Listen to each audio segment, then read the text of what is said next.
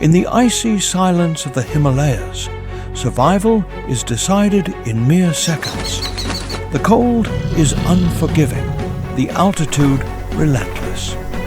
Here, every mistake comes at a price.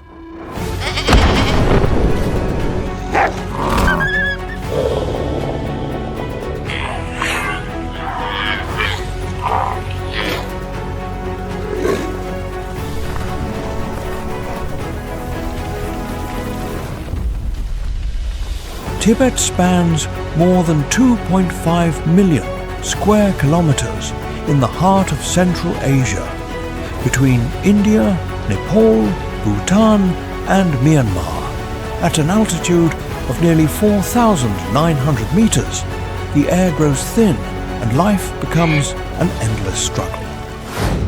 Welcome to Tibet, the highest place on the planet, known to many as the roof of the world.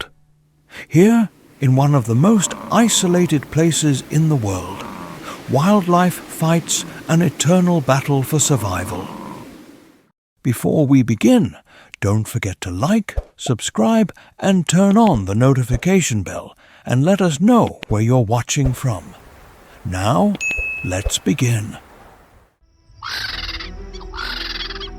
In a place where low temperatures, climate and altitude seem to be a challenge for life, there is an animal that is very used to seeing everything from above: the Himalayan vulture. With not too ostentatious but elegant plumage in cream and black tones, the Himalayan vulture is just an example of the uniqueness of wildlife in the heights of Tibet. There, on top of a cliff more than 4,000 meters high, the Himalayan vulture observes the immensity of Tibet from a privileged position. With a distinctive appearance similar to the griffon vulture, with large pointed feathers and a size that can reach 3 meters, we might think these birds are lurking, alert to catch their next victim and carry it to the heights to devour it.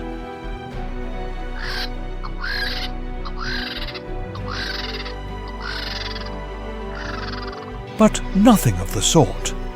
The Himalayan vulture patiently waits from the heights for the wildlife of Tibet to put something on its table. These birds are scavengers par excellence and do not waste time trying to hunt when they can let someone else do the job for them. Even their anatomy speaks of this feeding style, as they have great strength in their beak to tear meat easily. But their claws are very weak because they do not need to hunt prey.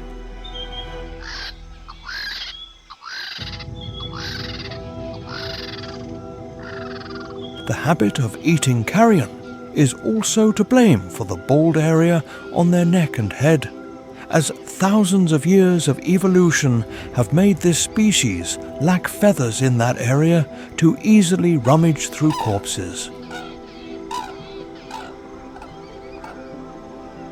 The Himalayan vulture's favorite dish is one of the iconic animals of the plateau, the yak. As soon as they detect with their keen vision that a yak has died, the vultures do not wait long to get to the table.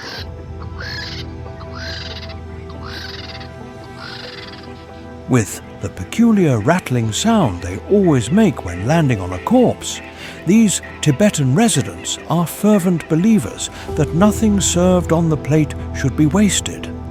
They are capable of cleaning the meat of this enormous animal in just 120 minutes.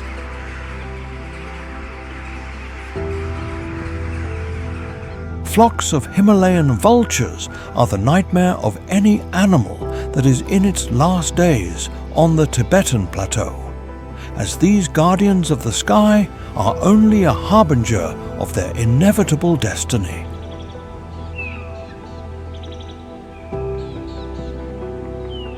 These vultures usually fly in the sky in groups of 10 to 20 members, all with an empty stomach and ready to satisfy themselves. When the breeding season approaches in January, Himalayan vultures begin to build nests to care for their eggs. And what better place than a cliff more than 4,000 meters high to establish the family home for a few months?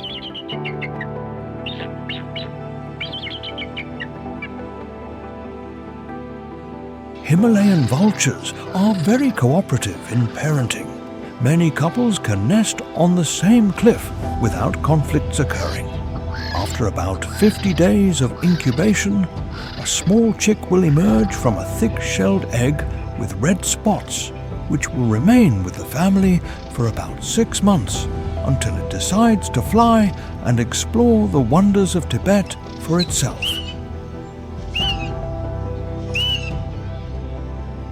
Although life in Tibet is very wild and has many uncertainties, the only sure thing is that the future of this young Himalayan vulture will be in the heights.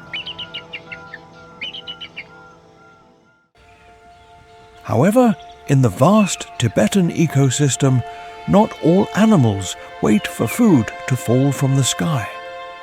Far from the cliffs where the vultures fly, on the mountain slopes where winter temperatures can easily exceed the freezing point, carefully watching among the rocks, a great feline silently waits to catch its prey.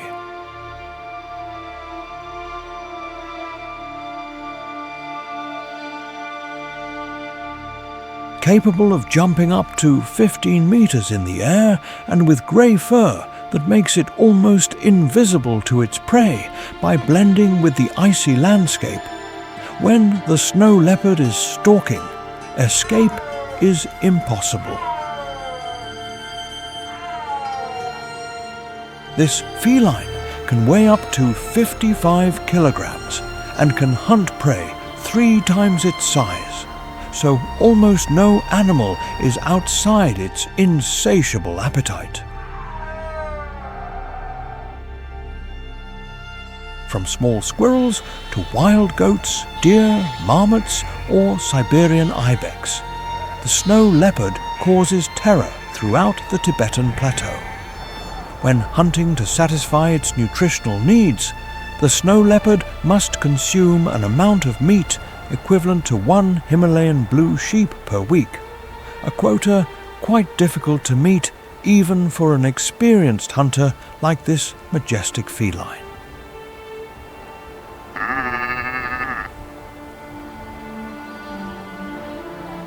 The snow leopard is the clearest example of wildlife adaptation to the demanding climatic conditions of Tibet. They usually live on the slopes of the mountains, where the landscape is painted in grey and white tones. Its fur camouflages perfectly with the environment. The feet of this feline are like a kind of snow boots that help them walk without obstacles on the icy terrain where they live.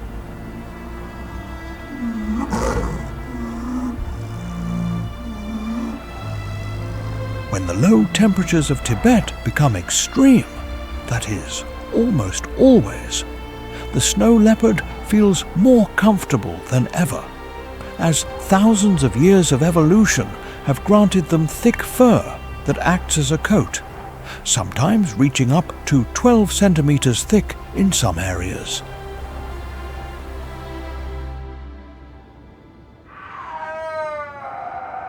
Furthermore, they use their unusually long tail, often reaching 100 centimeters, as a scarf to help keep the rest of the body warm. And when it's time to walk through the rocky and steep terrains where they usually live, the tail helps them maintain balance.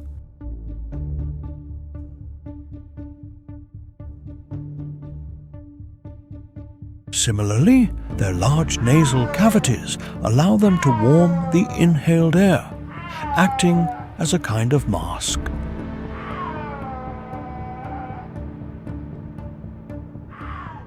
The daily routine of the snow leopard is not usually too hectic. This feline, between naps and breaks, spends up to 18 hours a day inactive, thus saving all its energy for the moment of the hunt, because even the glorious king of the Tibetan mountains does not know when its next meal will be. Although upon seeing this feline, one would only expect a roar that resonates for kilometers in the silence of the steppe, the snow leopard is the only member of the Panthera genus that does not have the ability to roar. The life of the snow leopard on the Tibetan Plateau is usually quite solitary and elusive. The immensity of the region is ideal for its territorial temperament, as a single individual can dominate up to 1,000 square kilometers of territory. The most active time of the day for this great feline is at dusk and dawn, when wild goats, one of its favorite preys, should hide for their own good.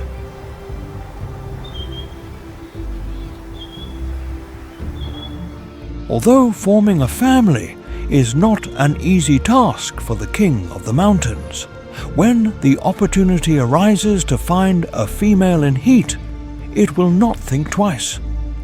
The female of this species emits a special howl announcing that she is ready for reproduction. After mating, both felines start a journey of 2 to 8 days, where the female will look for a rocky space to line with pieces of hair for her small children, and the male will eventually leave.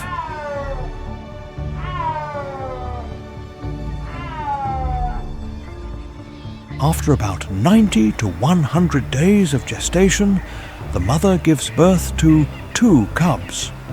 As a good single mother, she will be in charge of caring for the young, nursing them and protecting them from the dangers of Tibet. After a year, they will be ready to seek their own territory and continue to be the kings of the mountains in this majestic land of the planet.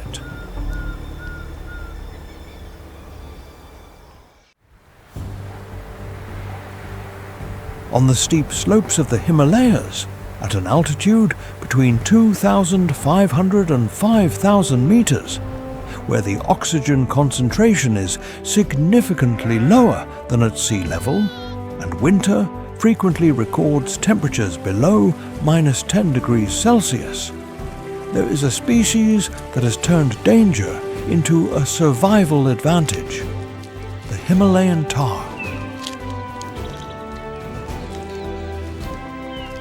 In an environment where living conditions change abruptly according to altitude and season, the tar moves with astonishing calm, reflecting a long adaptation to the mountains. The tar's thick, long and dense fur acts as a natural insulator, helping reduce heat loss on cold nights and protecting the body from strong winds in high mountain areas. In males, the fur around the neck and shoulders grows especially thick, forming a distinctive mane, often associated with reproductive behavior and territorial competition.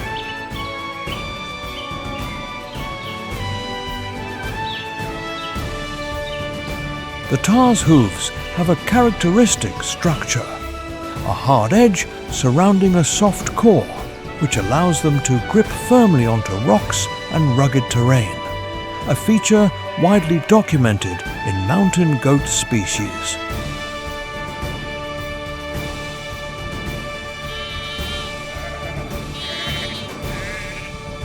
The Himalayan tar feeds mainly on grass, shrub leaves, and young shoots. Through selective grazing, they contribute to regulating alpine vegetation, limiting the excessive growth of certain plant species. The tar's repetitive movement routes also create natural trails, helping rainwater filter into the soil and influencing the microstructure of the slopes, an indirect but significant ecological impact. Although they live in treacherous terrain, the tahr remains prey to the snow leopard in some areas. This predation pressure plays a role in regulating the population, maintaining the balance between herbivores and vegetation.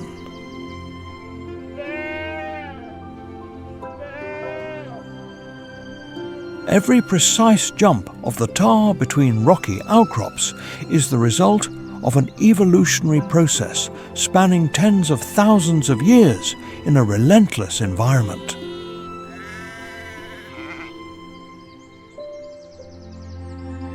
And while the cliffs become the refuge of the tahr, in the lower steppes, another ecological mechanism operates silently.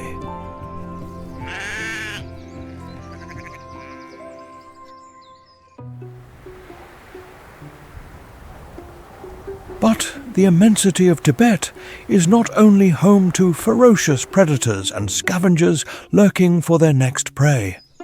Among the endless forests of this land, there is a friendly animal that prefers to live slowly and at its own pace, eating delicious bamboo branches.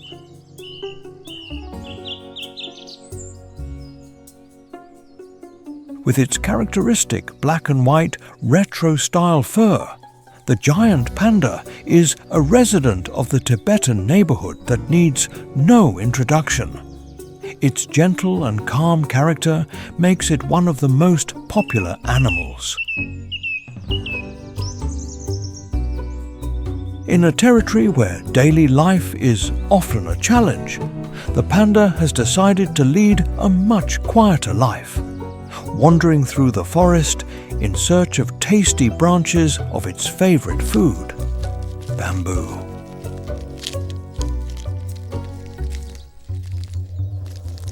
Given the concern that food scarcity in the region could cause some animals, the panda forgets the complex world of food competition, as its digestive system has specialized to digest the fibers of this plant.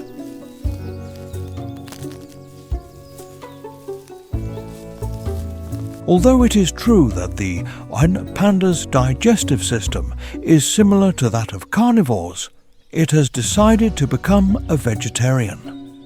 Although occasionally, if a small rodent crosses its path, it will not hesitate to eat it as a snack.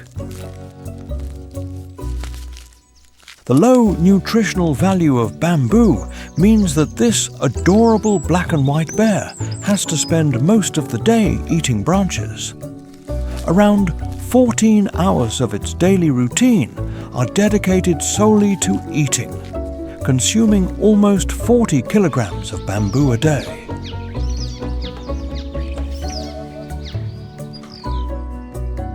The abundance of bamboo in the Tibetan forests means that these docile bears do not need to hibernate, as they have a food supply available all year round. Thus, while the Tibetan brown bear, a close relative and also a resident of this area, worries about accumulating fat for the winter, the giant panda continues its quiet daily routine even when snow falls. The panda's gentle character and appearance should not deceive us. This Tibetan resident is a true survivor adapted to environmental conditions. In an environment with hostile temperatures, the panda has fur that acts as a natural coat to withstand the days when the thermometer marks less than -10 degrees Celsius on the plateau. Similarly, body fat helps them retain heat longer, preventing hypothermia in one of the toughest winters on Earth. Although with its impressive size, that can reach 150 kilograms, the panda seems unagile and clumsy. The truth is that they are excellent climbers. a skill they learn from a young age with the purpose of protecting themselves from potential predators, as well as marking territory from the heights.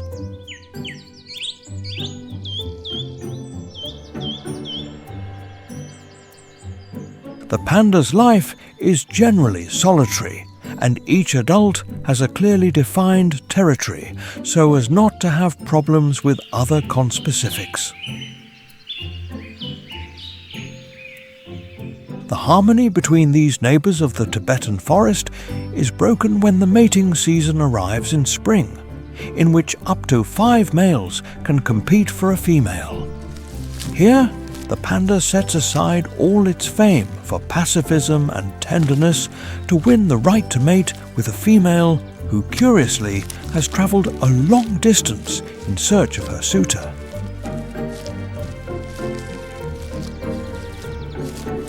Only the strongest panda will be able to extend its lineage and bring descendants who will continue the relaxed lifestyle of these peaceful, habitual vegetarians.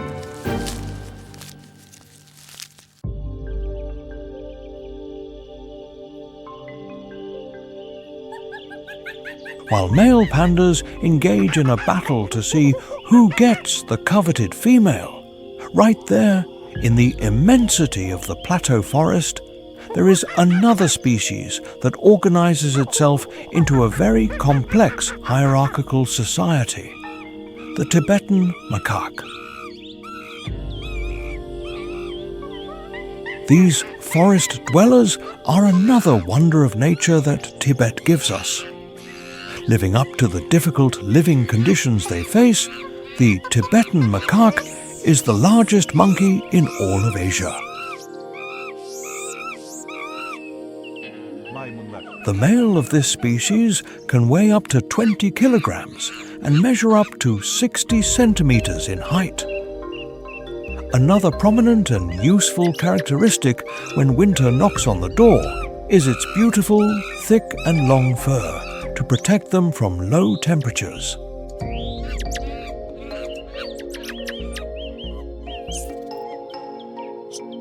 The color of the Tibetan macaque's fur says a lot about its age. Monkeys that have entered adulthood after 2 years show dark brown, almost black fur on the head, arms, back and legs, while the face and belly have a lighter beige tone. Tibetan macaque babies, on the other hand, have much lighter fur.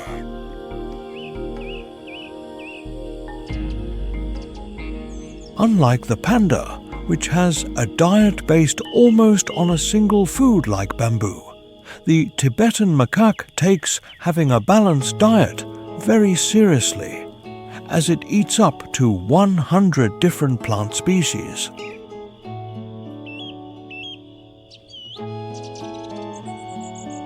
Due to their large size and the complex environment they are in, macaques have developed a great appetite, never saying no to the gifts that Tibetan nature offers them.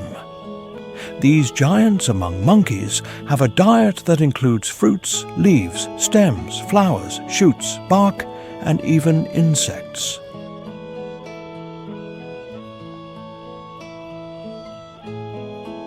When the time of scarcity arrives in Tibet, generally in winter for the macaques, they adjust their appetite to what they find in nature. Here, the options are somewhat more austere, such as fatty seeds and starch-rich nuts.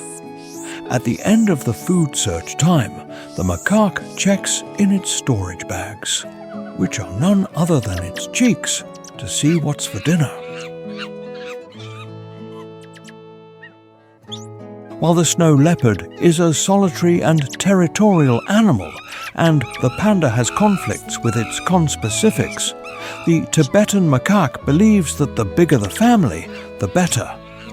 These monkeys live in a rather complex hierarchical society governed by an alpha male, the largest and strongest.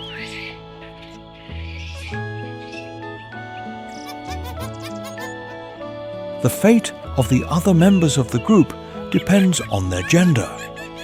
Young males, upon reaching adolescence, will have the door open to leave the group and seek their own territory, as the leader does not want competition. In the case of females, they will remain their entire lives in the group where they were born, of course, as long as they are willing to please the alpha.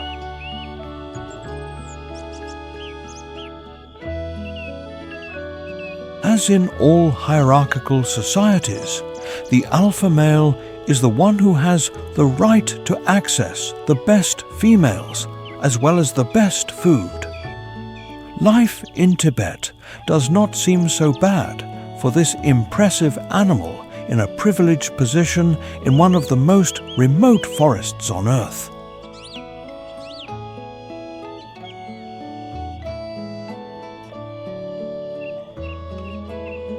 But the alpha's reign will not last forever. As time passes and age begins to take its toll, the alpha is constantly challenged by other males who want his coveted position. With a weakened alpha and increasingly younger and stronger rivals, the change of power is certain. Another of the important events that usually occur in macaque groups in Tibet is separation.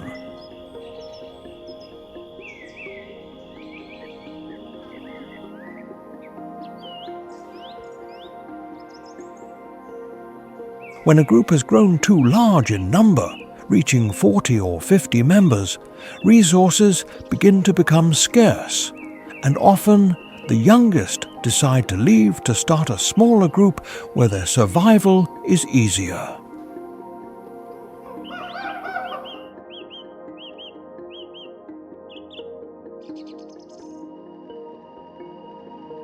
This is undoubtedly a risky gamble that only time and Tibetan wildlife will decide if it was correct, with the Tibetan macaques leaving the group facing a future full of uncertainty and the hope of a better life.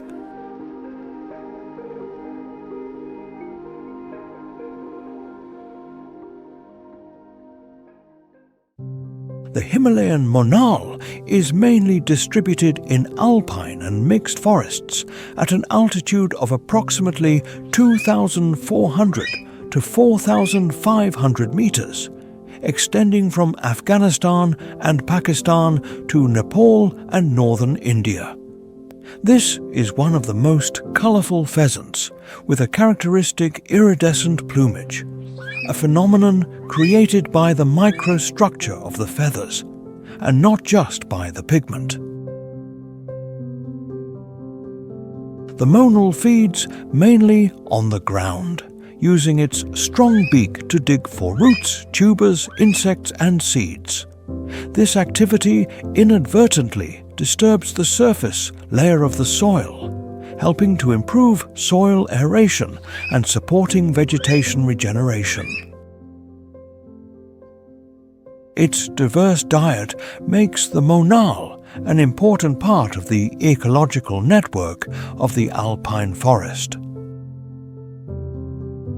In the past, the Himalayan monal was intensely hunted for its brilliant plumage.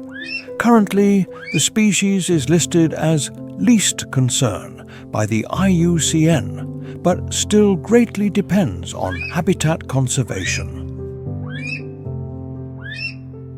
The stable presence of the monal is often seen by conservationists as a sign of a relatively intact forest ecosystem, where human pressure has not yet exceeded nature's tolerance threshold.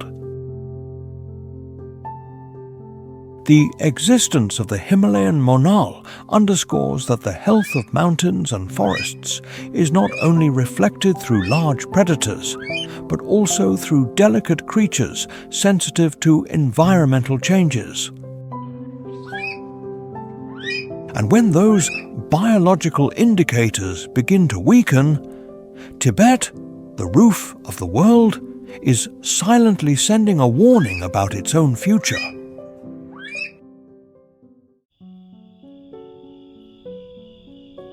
Let's take a walk through the grasslands of Tibet.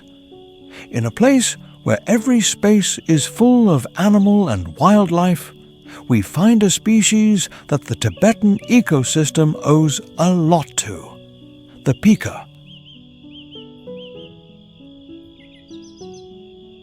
The pika is the smallest mammal in the entire plateau, weighing only about 300 grams. These small workers consider hard work and ingenuity to be the only way to survive the difficult living conditions of Tibet.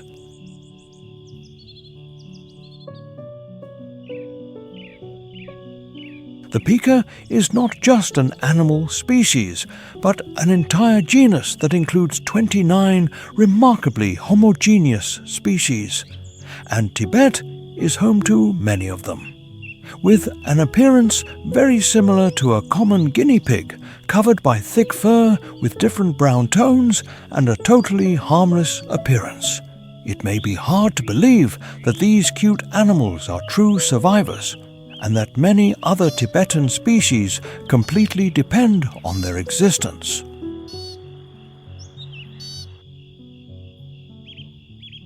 The pika plays a very important role in the fragile ecosystem of Tibet. As small herbivores, they spend most of their time foraging in the grasslands, often digging, trying to find seeds or shoots, thus aerating the soil of the plateau, helping to conserve it.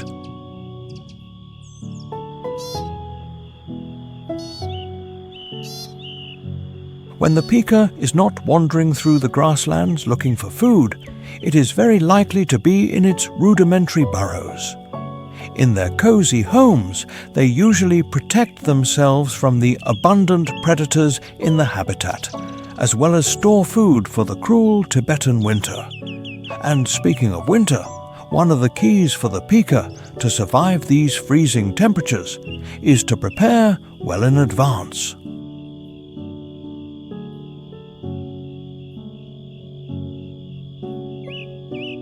Since these small mammals do not hibernate, they do not need to gain weight before the freezing weather reaches the plateau, but instead spend the whole summer stocking up their pantry with all kinds of grasses, shrubs, lichens and mosses, so that when the period of scarcity begins, they are well prepared.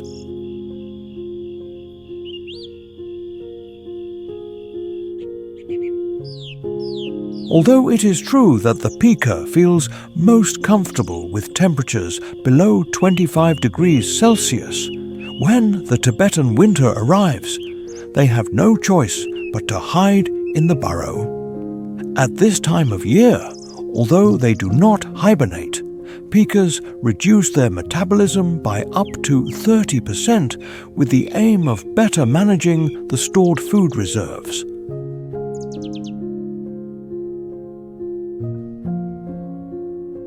Although in these conditions a handful of grass can be worth its weight in gold, pikas are very cooperative with each other and often share food with their burrow mates.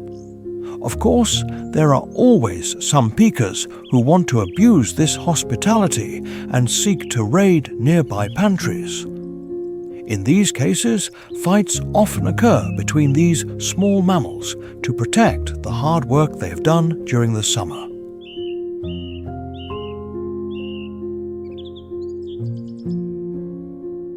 No matter how well the pika plans the winter, you never know when the Tibetan Plateau will bring more freezing days than usual, and often the stored food is not enough for everyone.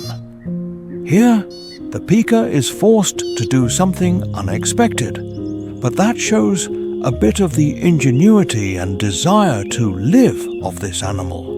It leaves the burrow and looks for a type of food that may not be very refined, but satisfies its nutritional needs: the dung of the majestic yak.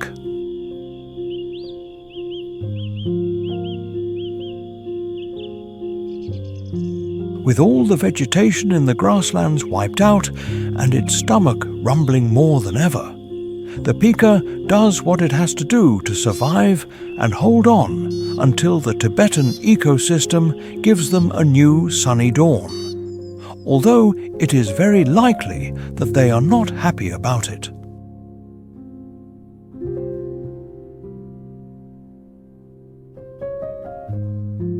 The pika occupies an important place in the food chain of Tibet. When medium-sized prey is scarce due to the harsh conditions on the plateau, they represent a good food source for species such as foxes, hawks, weasels, and are even the favorite dish of the brown bear.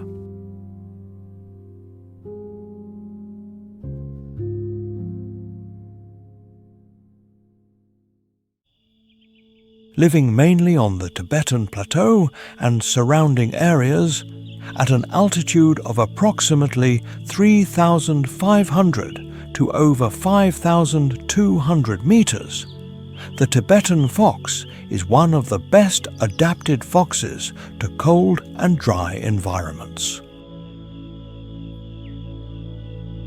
Temperatures in its range can fluctuate drastically depending on the day and season, while the scarce vegetation makes food sources unstable.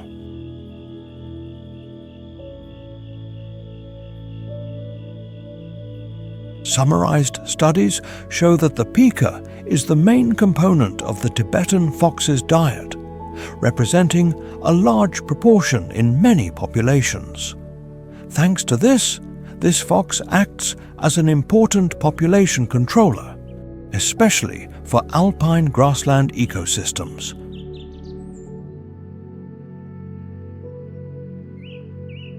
When the number of pikas increases excessively, vegetation can degrade.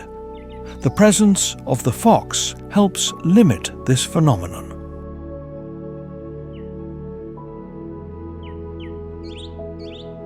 The Tibetan fox stands out for its low-energy hunting strategy. They often stand still, relying on their developed sense of hearing to detect prey underground or under a thin layer of snow. In extreme conditions, reducing unnecessary movement helps them maintain energy balance, a vital factor in the plateau environment.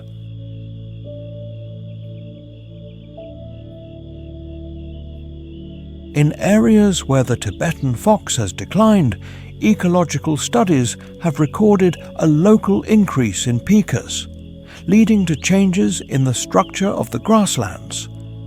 This makes the Tibetan fox not just a predator, but a crucial component for maintaining ecological stability on the plateau. While these ecological interactions take place near the ground, further up in the alpine forests, Tibet displays another aspect of its biodiversity.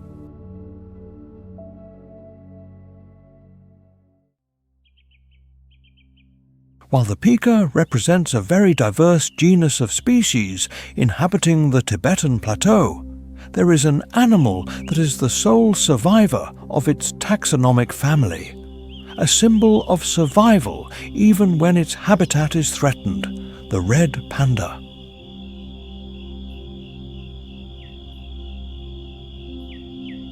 Despite its name, the red panda has nothing to do with the giant black and white bear that lives in the Tibetan forests.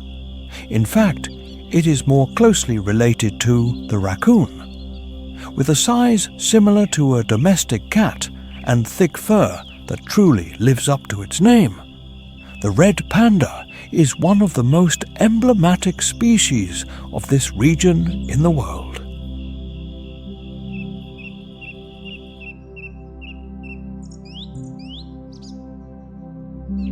Although at first glance it looks very cute, the anatomy of the red panda is a gift from nature for its survival.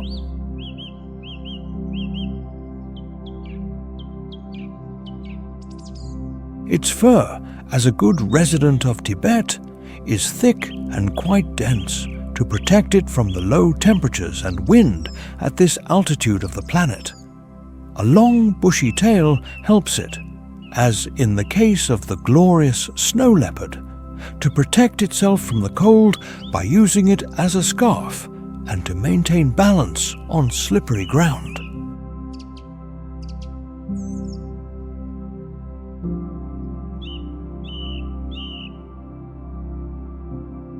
Its short black paws are a clear example of the animal's adaptation to their habitat. On the one hand, they have thicker fur, ideal for walking on snow, and when it's time to effortlessly climb, the red panda pulls out retractable claws to climb trees and stay safe from predators.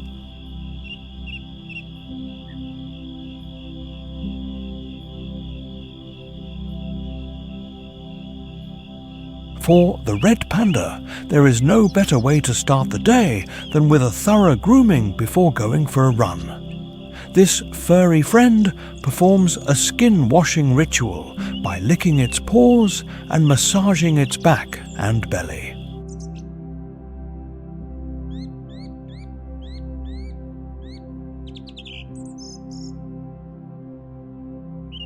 Although little related to the Tibetan giant panda, they share many characteristics in behavior and habits. For starters, both are very good sleepers. The red panda can spend up to 2/3 of the day resting, usually curled up on its tail among the branches of trees.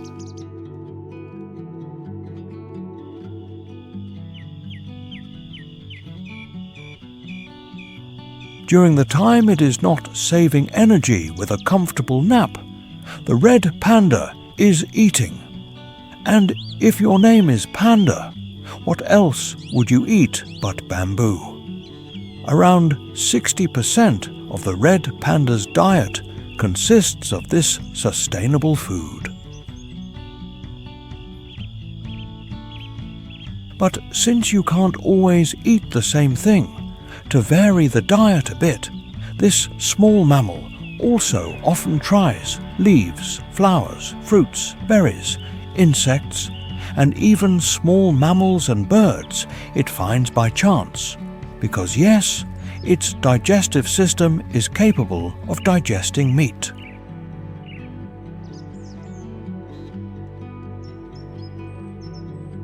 When you don't measure more than 60 centimeters and live in a wild neighborhood like the Tibetan forest, you have to know how to defend yourself, as your appearance doesn't cause much fear, to say the least. In moments when the panda is threatened by an intruder in its usually tranquil environment, it has two options.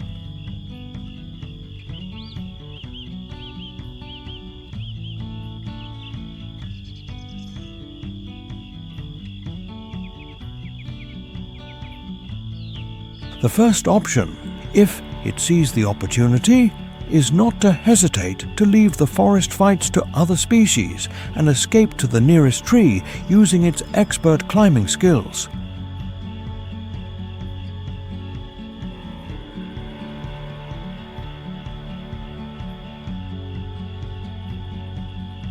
If the situation doesn't give it a way out, the not aggressive at all red panda has no other choice, and must muster the courage to face the bullies by standing on its two hind legs to look bigger and using its sharp claws to attack.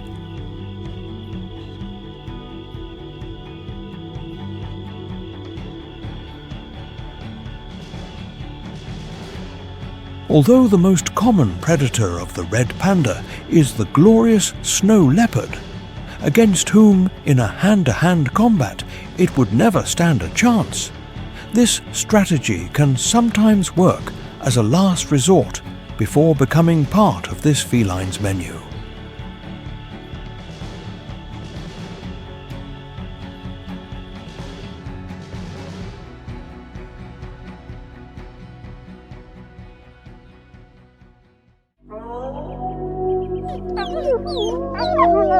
However, becoming prey to the fearsome snow leopard is not the only concern that may cross the minds of some wild species in Tibet.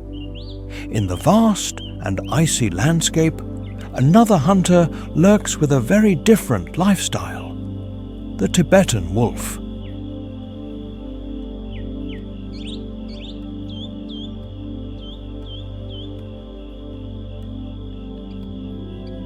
This cunning carnivore not only faces the challenges of the terrain, but also the responsibility of leading and feeding its pack in one of the most hostile lands on the planet. Having won the position of dominant male of the pack, this wolf is the chosen one to reproduce with the best female.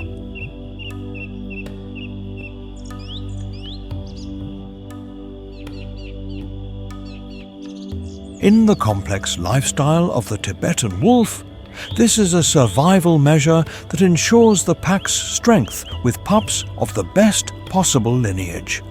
The little ones, usually 4 to 6, are born in spring when the Tibetan Plateau offers the best conditions for life.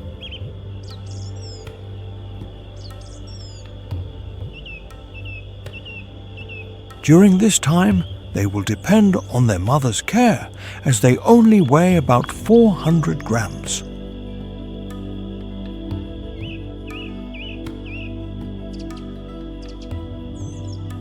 Despite having to play the role of provider for the family in this inhospitable place, it's not all bad news for the Tibetan wolf, as nature has been generous to it, granting it all the necessary skills to be a successful hunter even in this demanding environment.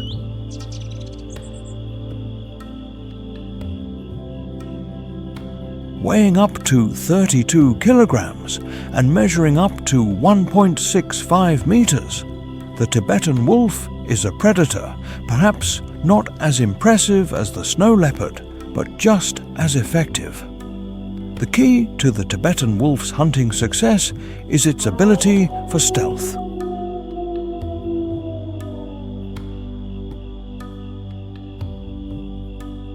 With fur that changes according to the season between white, brown, yellow and black, the Tibetan wolf hides perfectly among the vegetation while stalking its prey. When the prey detects it, it is almost always too late, as the Tibetan wolf reaches speeds of up to 40 kilometers per hour.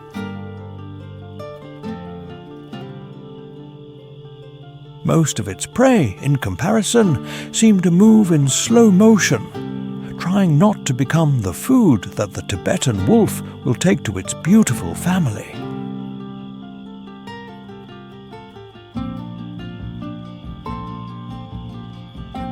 The diet of these very close relatives of the Himalayan wolf is quite varied and includes everything that Tibetan wildlife puts within reach of its bite. The most frequent prey of this canid are deer and other large mammals, like the Himalayan blue sheep, who already have enough problems being in the sights of the snow leopard.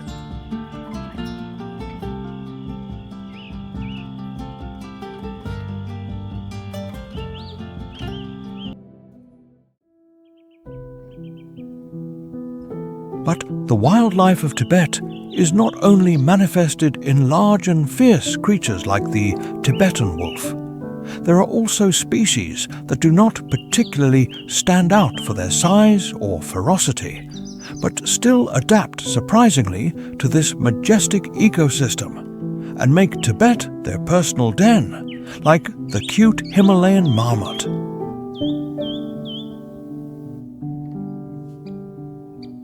Perhaps at an altitude of about 5,200 meters above sea level, one of the animals we would least expect to find would be a cute marmot. But make no mistake, what the marmot lacks in size and ferocity, it makes up for with cunning and planning. The marmot is the perfect example that, to survive in Tibet, it is not mandatory to have claws or large horns, nor is it necessary to be a master of the hunt.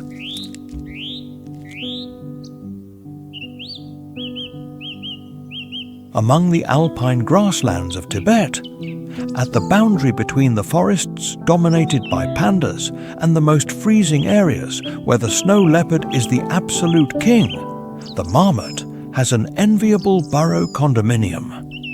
When you are a terrestrial rodent no more than 70 centimeters tall, living in one of the wildest places in the world, the Himalayan marmot knows that having good shelter is crucial.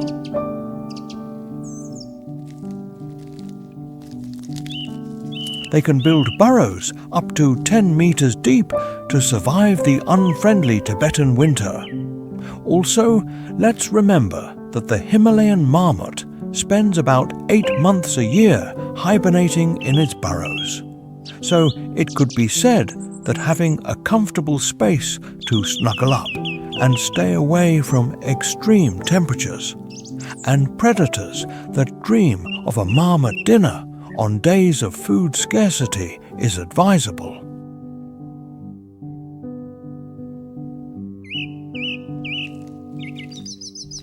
Himalayan marmots are excellent planners. As soon as spring arrives and low temperatures are left behind, the countdown begins to prepare for the next winter. The goal of a Himalayan marmot is to triple its weight during the months of abundance on the Tibetan Plateau.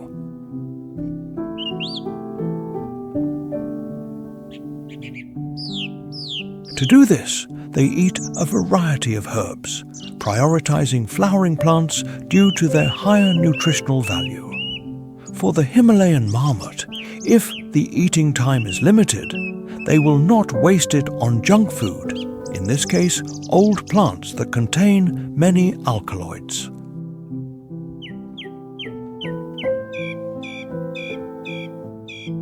But with the friendly and playful appearance of these rodents, it is easy to deduce that it is not all work.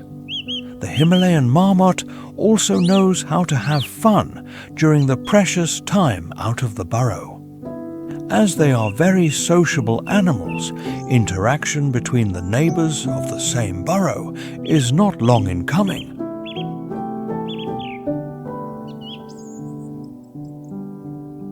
One of the favorite games of the Himalayan marmot is playing to fight, where it seems that all the tenderness has been set aside and the marmot has started a battle. But there is nothing to worry about because it is just a game.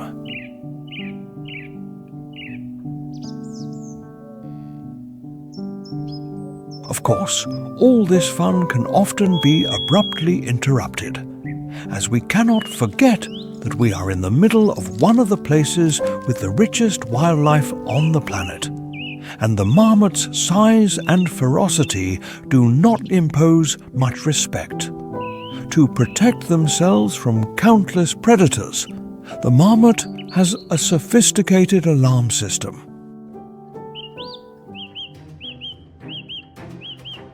As soon as they detect a lurking predator, the sentinel will issue a warning with a characteristic whistle. This is the call for all members of the community to put aside their daily work and seek safety in the burrow.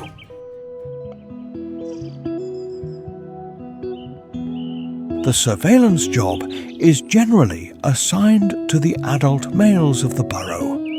Their role is fundamental, as while they identify potential dangers, the rest of the community can eat without interruption, ensuring the survival of the burrow.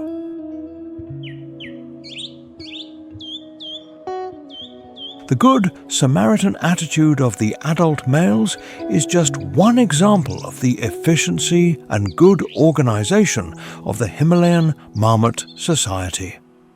Another clear example of this is that at the time of breeding, the job of keeping the young warm deep in the burrow is shared among many adults, even if they are not related to the pups, all with the goal of ensuring the future of the species.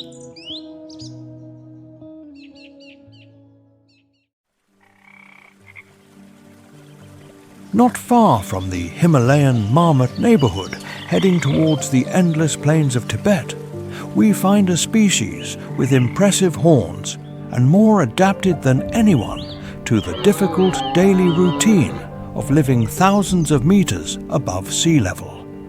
The majestic Tibetan red deer.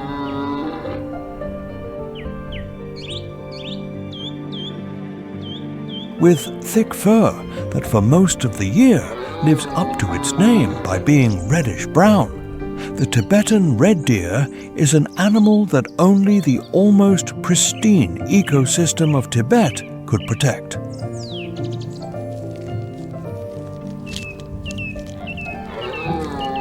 The majesty of this herbivore reminds us of the incredible biodiversity that the Tibetan Plateau harbors in its forests, mountains, moors, and plains.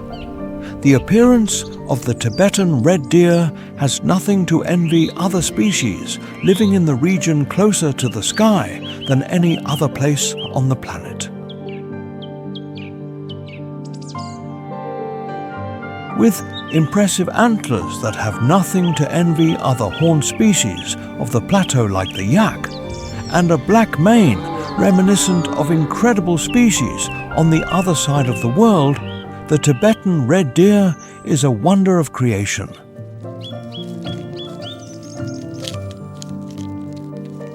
Of course, as in any red deer subspecies, there is a marked sexual dimorphism, with the female lacking the characteristic antlers and being more compact in size than the male. They can weigh up to 230 kilograms and measure 120 centimeters at the shoulder.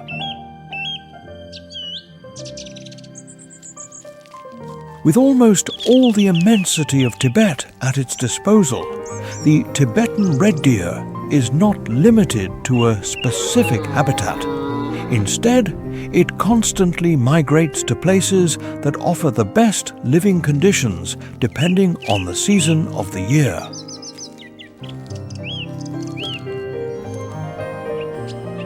When the thermometer marks more pleasant temperatures on the plateau, and the melt causes an increase in swarms of flies and mosquitoes that usually bite the Tibetan red deer, it goes up to higher lands, where thanks to the abundance of the season, it will have no problems finding food.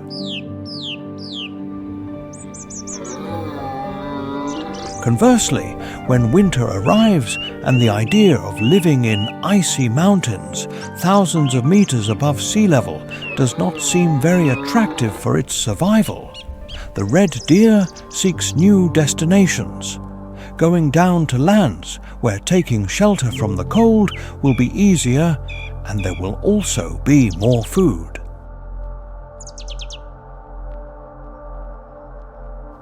And speaking of food, the Tibetan red deer has a quite varied diet that includes grass, leaves, shoots, sprouts, and even tree bark. For him, it's quite simple. If nature produces it, he will eat it.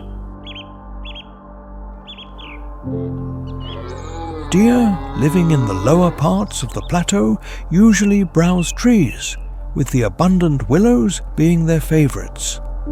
Every part of the Tibetan red deer's anatomy has a survival function.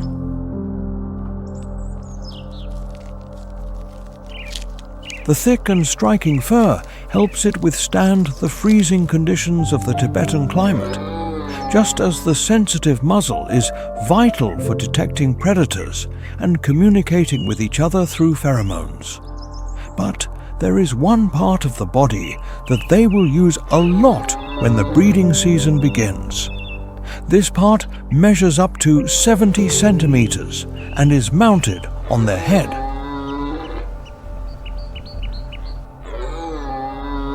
When the rutting season begins and a female is at stake, the Tibetan red deer reveals its wildest side and engages in a battle that will select the male that will reproduce with the fertile females.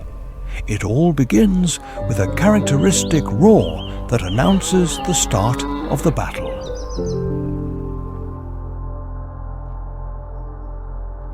Then each male will charge with all his strength, using their antlers as real weapons, pushing forward until the opponent surrenders, or even until one of the two loses his life.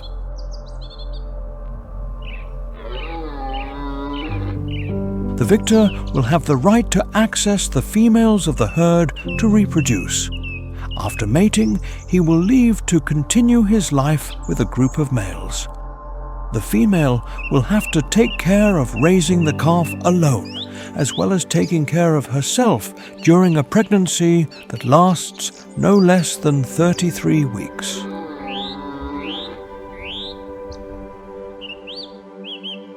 At the end of this challenging stage, each female will give birth to one calf that will need mother's milk for at least 8 months. The Tibetan red deer calves will learn from the habits of the herd everything necessary to survive on the steppe.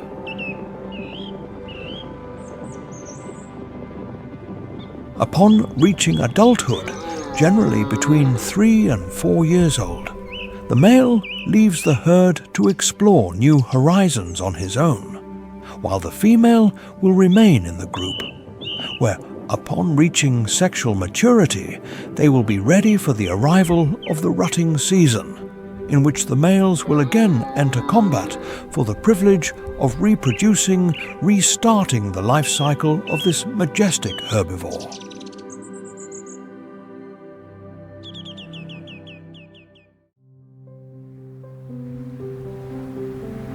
With hundreds of animal species like the agile snow leopard or the predatory Himalayan vulture dominating the Tibetan Plateau, there is an animal so astonishing that it eclipses the rest, earning the place as the most emblematic species of Tibet, the giant yak.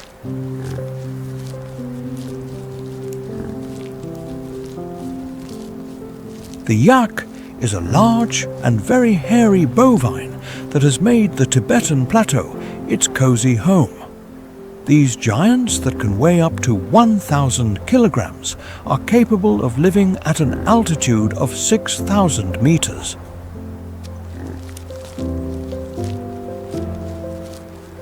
To cope with the hostile temperatures of Tibet, the yak possesses perhaps the warmest coat in the entire steppe. The yak's fur is impressively long over the entire body, especially in the belly area where it often touches the ground.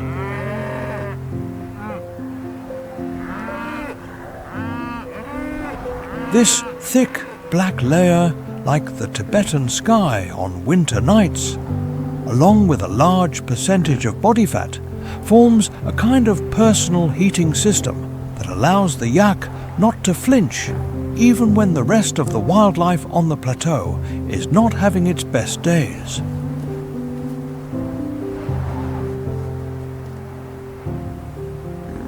The majesty of the yak forced Mother Nature to crown it as the King of Tibet. And what better crown than a pair of horns more than a meter long adorning its head? They grow almost horizontally from the head and then curve upward and inward, giving them that distinctive characteristic shape.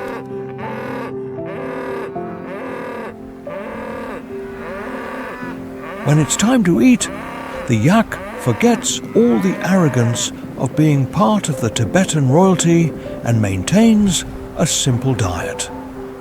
The ability to adapt to food availability in this isolated place in the world is what makes the yak an expert in survival at high altitudes.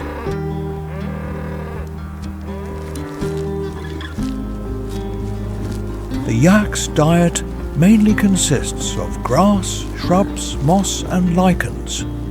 Thanks to a developed digestive system, it can absorb nutrients even from these low protein and mineral foods.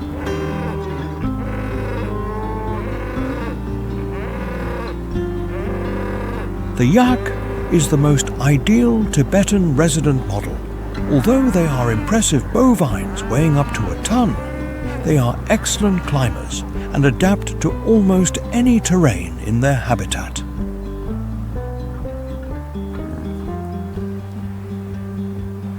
When food is scarce in one place, the yak does not think twice and seeks new horizons where it can satisfy its modest nutritional needs.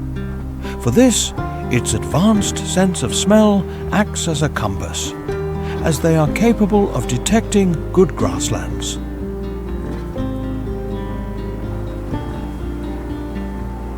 While life for some yaks passes in solitude, with no more company than the stars that seem closer at this altitude of the planet, others decide to live in groups of up to 12 individuals.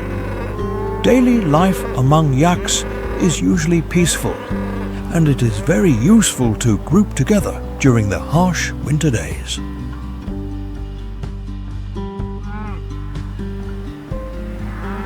When the warmer months arrive in Tibet, the yak adopts new habits, as it does not need to be in maximum survival mode.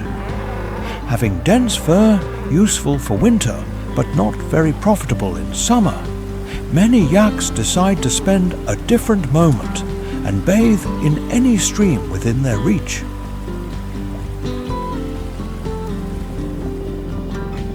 Being in one of the most important hydrological reserves in the world, they have no problem finding a puddle to splash in. Unlike the case of species like the Himalayan blue sheep, the pika, or the Tibetan red deer that live on the edge by being the target of the region's largest predators, the yak is at the other extreme, as it has no natural enemies.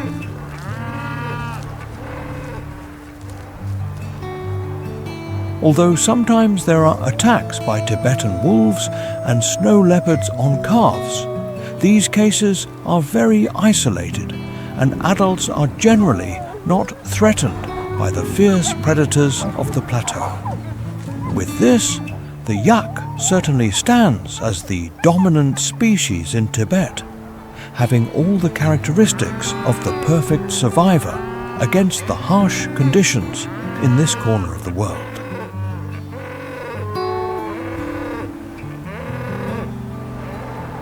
Although there are many ways to describe this species, impressive, majestic, or giant, untamable is not an appropriate adjective for these bovines, as many yaks have been domesticated by Tibetan locals.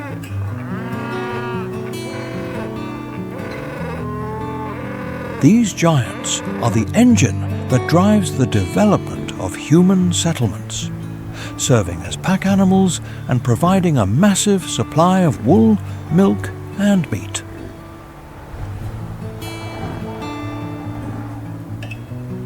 Although human settlements have a lot to thank the resilient yak for, the truth is that from this relationship, the bovine has not benefited at all. The domestication of the yak since about 3,000 years ago on the Tibetan Plateau has reduced its species to only about 10,000 wild adult individuals.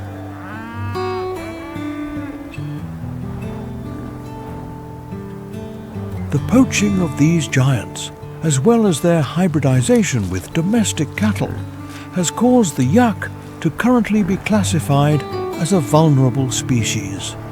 Of course, many efforts exist to conserve this large specimen.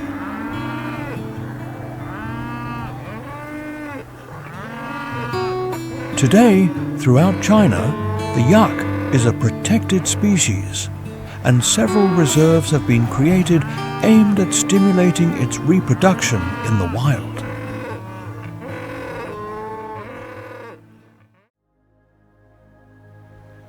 But the strong yak is not the only species affected by climate change in this almost unreal place on our planet. According to several studies, the Tibetan Plateau is warming at a rate 3 times faster than the rest of the Earth.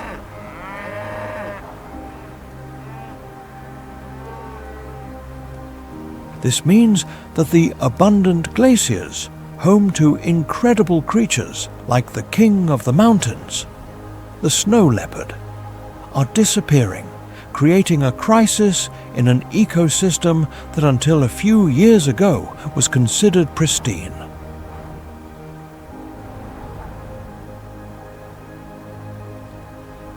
Desertification is another phenomenon that is wreaking havoc on animal life in Tibet.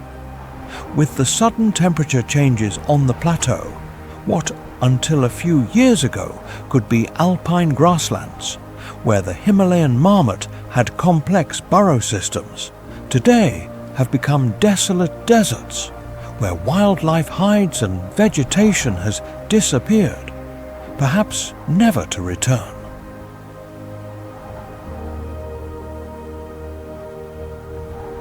The instability of river sources due to the sudden melting of glaciers is altering the habitat of hundreds of species at once. In the small streams that once fed the growth of willows eaten by the Tibetan red deer, today only small puddles remain, and even in the hottest summers, nothing.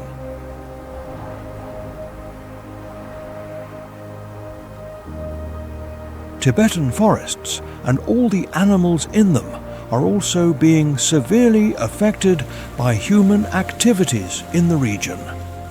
Deforestation has wiped out dense forests that were once home to species like the gentle panda or herds of Tibetan macaques.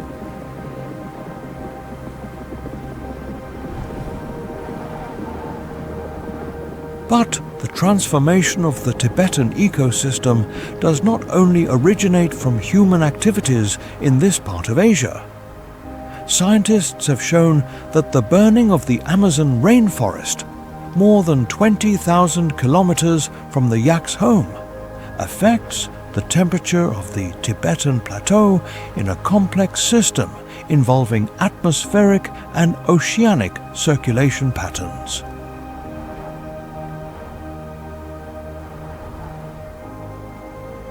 Dust particles from the burning of vast forest areas in South America travel to the other side of the world, heating the atmosphere and causing the infamous greenhouse effect.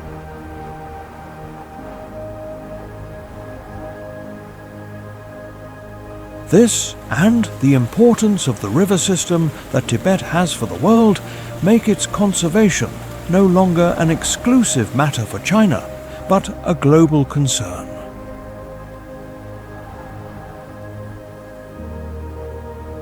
The good news is that hundreds of organizations are currently working to conserve this vital and biodiverse corner of our planet. Although the task is challenging, the animal residents of Tibet deserve the combined effort of all of us to maintain their habitat.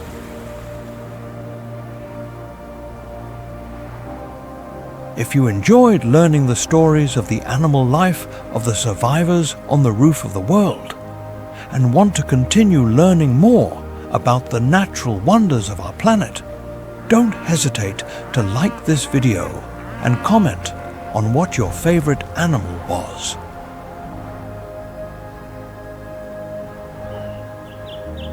You can also subscribe and activate the notification bell to follow our new wildlife stories. Until the next time with more stories about animal life.